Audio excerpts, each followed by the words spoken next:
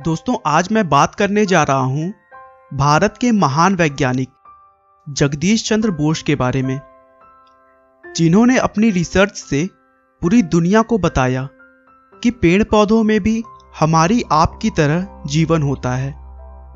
वो भी हमारी तरह सर्दी और गर्मी को महसूस करते हैं। उन्हें भी दर्द होता है, सुख दुख का एहसास होता है।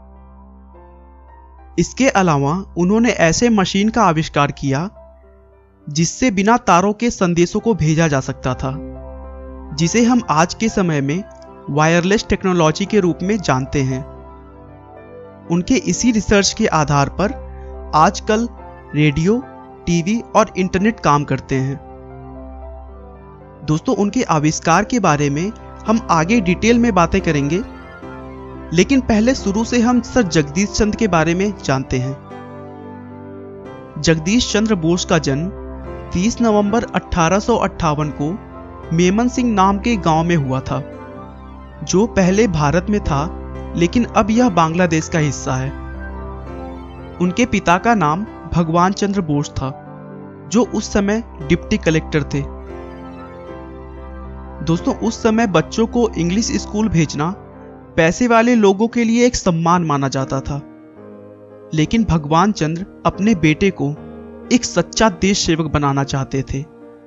इसीलिए उन्होंने जगदीश चंद्र का एडमिशन गांव के एक बांग्ला स्कूल में करवा दिया, क्योंकि उनका मानना था कि इंग्लिश सीखने से पहले उन्हें अपनी मातृभाषा, अपनी संस्कृति का ज्ञान होना चाहिए।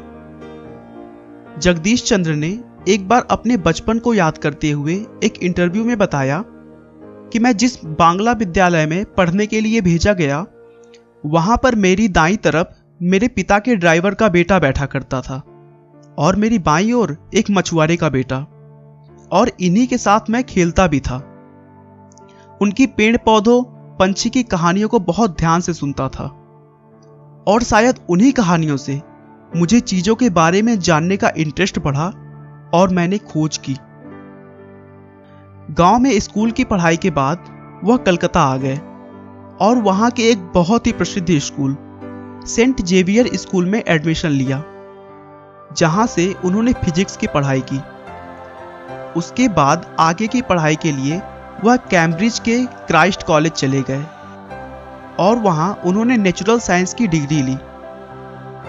1885 में वह अपने देश भारत वापस आ गए और कलकत्ता के प्रेसिडेंसी कॉलेज में फिजिक्स के टीचर बन गए। जिस कॉलेज में वह टीचर बने, उस समय वहां ज्यादातर टीचर्स अंग्रेज थे। साथ ही साथ वहां का प्रिंसिपल भी एक अंग्रेज ही था। उस समय भारतीय टीचर्स को अंग्रेजों के मुकाबले बहुत कम सैलरी दी जाती थी और भारतीयों के साथ भेदभाव रखा जाता था।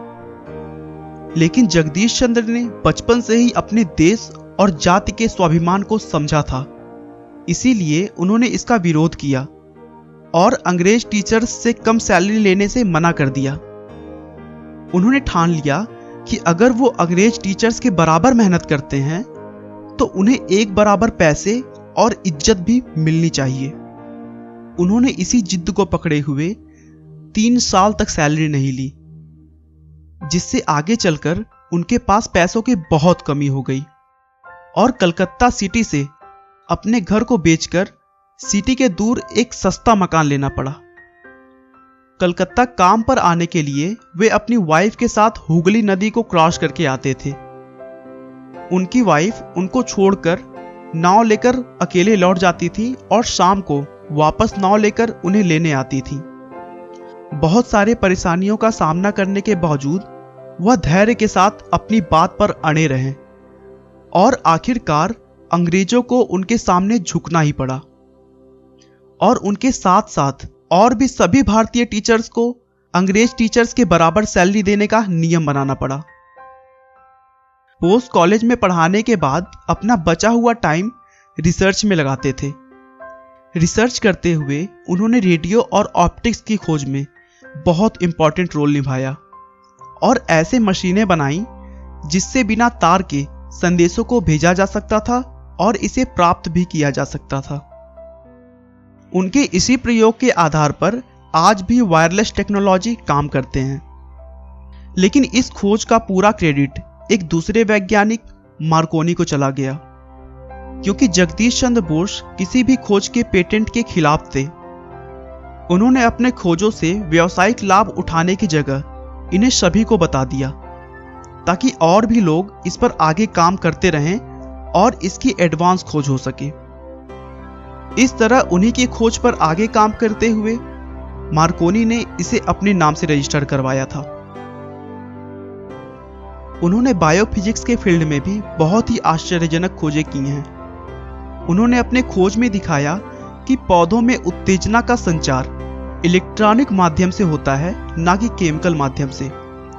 उनका मानना था कि पेड़ पौधों में भी हमारी तरह जीवन है, उन्हें भी हमारी तरह दर्द होता है, हमारी तरह सुख दुख का एहसास होता है। इसी खोज को प्रूव करने के लिए जगदीश चंद्र ने ऐसे मशीन का आविष्कार किया जिससे पौधों की नब्जों को नापा जा सकता था। इस मशीन को बाद में कैस्कोग्राफ नाम से जाना गया। दोस्तों, इसके रिसर्च के लिए उन्होंने एक पौधे को जड़ के साथ ऐसे बर्तन में डाल दिया जिसमें ब्रोमाइड जहर घुला हुआ था, और फिर उन्होंने देखा कि पौधों की पल्स एक सामान्य जीव जंतु की तरह अस्थिर हो रही है। अचानक से कभी तेज हो जाती थी तो कभी धीमी, और धीरे धीरे करके वह मुरझा सी गई। मतलब एक इंसान की तरह उसकी भी पल्स काम करना बंद कर दी और उस पौधे की मृत्यु हो गई। इसी बात को वह दूसरों को समझाने के लिए बहुत सारे महान वैज्ञानिकों को एक जगह बुलाया और अपने रिसर्च को दिखाने के लिए जहरीला इंजेक्शन एक पौधे को लगाया और कहा कि इसके पल्स अब धीरे धीरे बंद हो जाएंगे और यह पूरी तरह मुरझा जाएगा।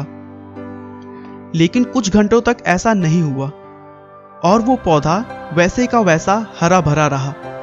ऐसा देखकर वहां बैठे सभी लोग हंसने लगे। लेकिन बोस को अपने रिसर्च पर पूरा भरोसा था। उन्होंने कहा कि मेरा रिसर्च गलत नहीं हो सकता, मैं इस इंजेक्शन को अपने पर ट्राई करता हूं। और जैसे ही वह अपने आप को इंजेक्शन लगाने जा रहे थे, तभी भीड़ से एक आदमी खड़ा हुआ और उसने यह स्वीकार किया कि उसने उस जहर वाले इंजेक्शन की जगह पानी से भरा इंजेक्शन रख दिया था। उसके बाद उन्होंने इंजेक्शन को बदलकर सक्सेसफुली अपने खोज को लोगों के सामने लाया और बहुत सारे फ्रेंड्स के कहने पर उन्होंने कैस्कोग्राफ का पेटेंट लिया।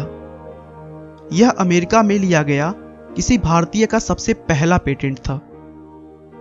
इसके अलावा भी जगदीश चंद्र ने बहुत सारी छोटी छोटी खोजें की हैं और भारत देश का नाम पूरे विश्व में रोशन किया है। Institute of electrical and electronics engineers ने जगदीश चंद्र बोस को अपने वायरलेस हॉल ऑफ फेम में सम्मिलित किया और वह सन 1920 में रॉयल सोसाइटी के फेलो भी चुने गए। और आखिर में विज्ञान के क्षेत्र में एक नई क्रांति लाने के बाद भारत के वैज्ञानिक सर जगदीश चंद्र बोस ने 23 नवंबर 1937 को इस जहां को अलविदा कहा। आपका बहुमूल्य समय देने के लिए बहुत बहुत धन्यवाद। इस वीडियो को लाइक करके आप हमारा मनोबल बढ़ा सकते हैं। मैं हर रोज एक नई इंस्पिरेशनल और मोटिवेशनल वीडियो के साथ आता हूं। दोस्तों, अगर आप हमारी वीडियो को मिस नहीं करना चाहते तो कृपया चैनल को सब्सक्राइब कर लें। आपको यह कहानी कैसी लगी हमें कमेंट करके जरूर बताएं। धन्यवाद।